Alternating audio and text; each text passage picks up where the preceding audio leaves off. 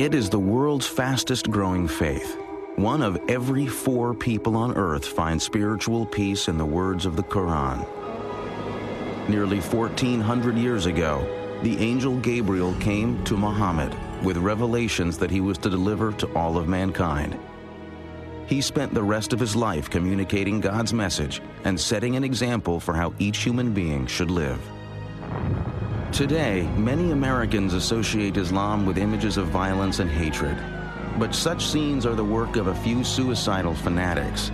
Their actions directly contradict the teachings of Muhammad and cloud the memory of a man who long ago brought a new message of hope and serenity. It is not possible to conclude that the Prophet is a man of hate. The Prophet of Islam is without doubt the most misunderstood major aspect of the Islamic religion. Who was this man who founded Islam and brought spiritual comfort to so many?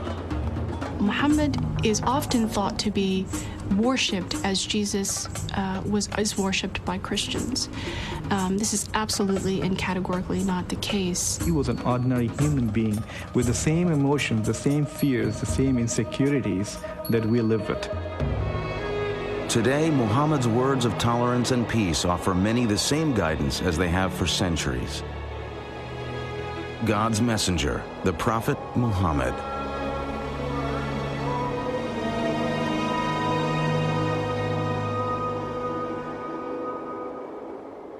Out of respect for the beliefs and practices of Muslims, no image of the Prophet Muhammad or his immediate family will be shown in this biography.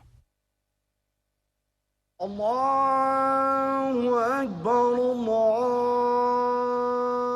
5 times each day, over 1.5 billion people turn toward the ancient city of Mecca and offer their prayers to Allah.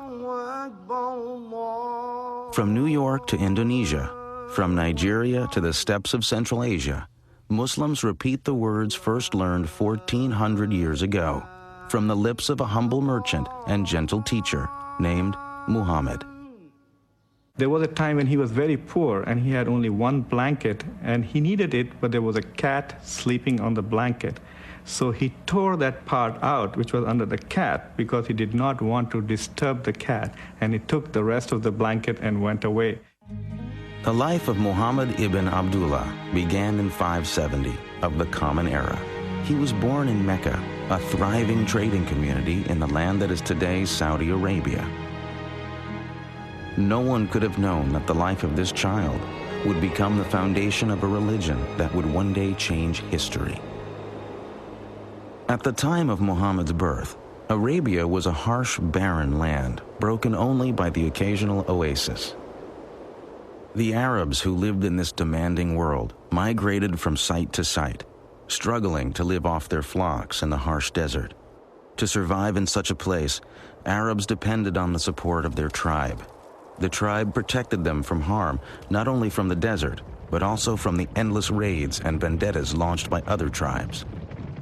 Social life in pre-Islamic Arabia was grim, and Muhammad was born into a time of violence, turmoil, and despair, not unlike our own. The basic structure of social organization was the tribe. But the desert nomads also depended on other Arabs who had gradually built small cities where they engaged in commerce. The most prosperous of these cities was Mecca, home to the young Muhammad. Muhammad was a member of a tribe called the Quraysh, who had left the nomadic life and become prosperous as caravan traders. Muhammad had been raised an orphan. By the time he was 8, he was under the care of an uncle who was head of one clan of the Quraysh tribe. As the primary tribe of Mecca, the Quraysh were also the keepers of the Arabs' holiest religious shrine, the Kaaba. Although a deity known as Allah was recognized, many other gods and goddesses were also worshipped at the ancient Kaaba. Arabs prayed to over 300 idols that stood in and around the sacred cube-shaped structure. It had a very important social and political consequence because it was a holy place and all violence was forbidden in a 30-mile radius around the Kaaba. Trading had brought wealth to Mecca. But jealousy and constant feuds were breaking down the old tribal system. The rich were ignoring the poor. Some felt that the old Arab religion needed change. Jews and Christians had had their prophets of reform. Just as Moses and Jesus had provided inspiration and renewal, many in Mecca now longed for a new spiritual revitalization. Muhammad had become a caravan manager in his native city, leading trading trips as far away as the land that is today Syria. But he was also aware that the old values of charity and community were breaking down in Mecca. Muhammad was deeply respectful of the religion of his ancestors. He was a frequent visitor to the Kaaba and attempted to lead a life of fairness and respect for all. We don't have lots and lots of information about the Prophet Muhammad before he was called to be a prophet, but that information which the tradition has passed down indicates somebody who was, on the one hand, very good at what he did, a caravan manager. His nickname, among other things, was Al-Amin, the trustworthy person. He was very soon known as the righteous one because he was known for being a fair kind of man, a man who was concerned with social issues. As well as somebody who was efficient. He was seen as somebody who had strong leadership qualities. He was good-looking. He had a piercing eyes that seemed to go into people's souls, a smile. He sometimes looked sad, and a very sort of distinctive way of walking. In the year 595, Muhammad was hired by a wealthy woman of Mecca named Khadijah to organize and guide a caravan for her. He accepted and returned with a handsome profit. The trip would begin a new life for Muhammad and Khadijah. He was an international business executive whose boss was a woman, and he was obviously very eligible, and she proposed to him directly. Khadija, in many ways, is an interesting historical figure. She's a self-made woman who decided to propose to Muhammad, who was not a prophet at that time. He was, reports say, 15 years her junior. They apparently had a very loving relationship. Muhammad and Khadijah had 5 daughters. Muhammad was an adoring father, and throughout his life displayed affection for all children.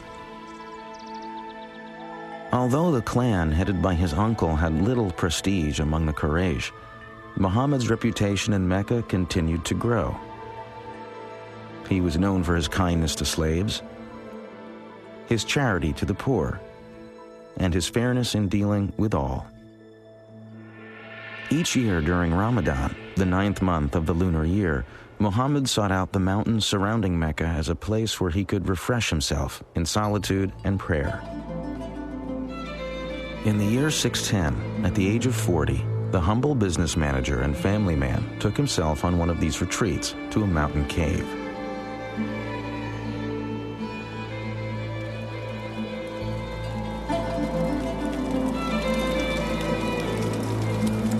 Day and night, Muhammad remained in the cave to fast and pray. One night, as flames danced on the darkened cave walls, Muhammad's life changed forever. Suddenly, an angel in the form of a man appeared and commanded him proclaim. Muhammad was terrified and confused and said he had nothing to proclaim. The angel clasped Muhammad in a suffocating embrace. Harder and harder he was squeezed until it seemed the last breath of life would be wrung from his body.